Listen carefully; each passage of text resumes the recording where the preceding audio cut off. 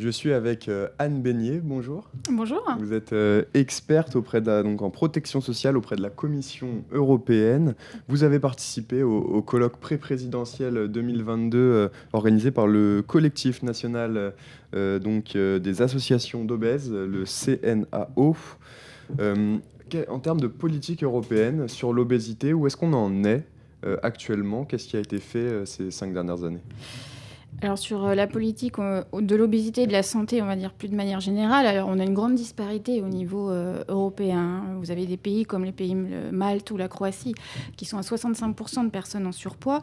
La France comme l'Italie sont les derniers pays, donc les mieux positionnés, puisqu'on n'a que 47%, je dis que, alors que c'est quand même déjà énorme, 47% de personnes en surpoids, mais quand même 8 millions de personnes obèses en France, il faut bien le signaler. Euh, La santé donc n'est pas une compétence de l'Union européenne, elle vient en soutien des pays. Donc là, je tiens à souligner notamment le nouveau programme européen EU for Health, qui a vu son budget donc augmenter, qui a été multiplié par 20. Donc on est à plus de 9 milliards aujourd'hui, ce qui est assez conséquent, notamment en matière de dépistage. Et le dépistage, on en a parlé pendant le colloque de l'obésité, est très important.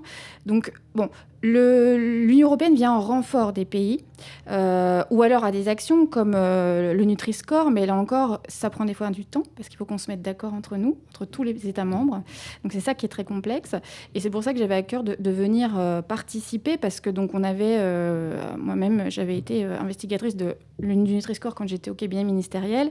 Donc c'est vrai qu'il y a encore beaucoup de choses à faire, mais la France est plutôt bien positionnée. Mais c'est ce que j'ai dit, attention, qu'on ne reste pas sur nos acquis, d'être bien positionné et de continuer à avancer sur le sujet de l'obésité, également au niveau européen et par rapport à nos voisins qui sont très mal positionnés, comme je l'ai déjà dit.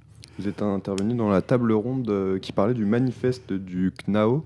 Alors justement, donc avec vous, plusieurs docteurs, professeurs, présidents d'associations.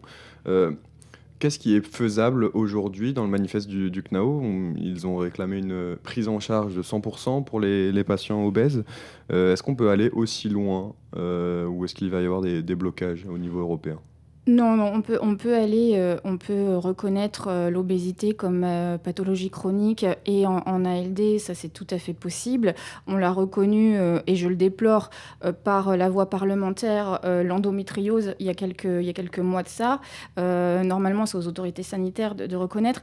Je trouve ça dommage d'attendre l'obésité reconnue et par tous les spécialistes du sujet comme une maladie.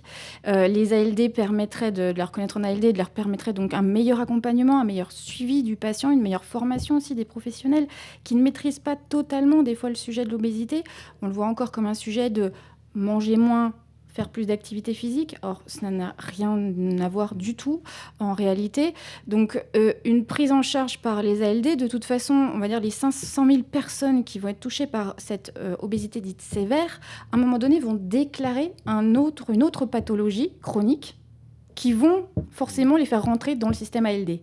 Donc pour moi, ce serait plus une façon de prévenir et de mieux accompagner la personne qui est victime d'obésité au final, parce que vous êtes victime, ce n'est pas de votre faute d'être obèse. Donc ce serait vraiment pour moi une manière de prévenir encore plus vite la prise en charge de ce patient. Merci beaucoup, Merci à Anne vous. Beignet, d'avoir été avec nous. Je rappelle que vous êtes experte en protection sociale auprès de la Commission européenne. Absolument.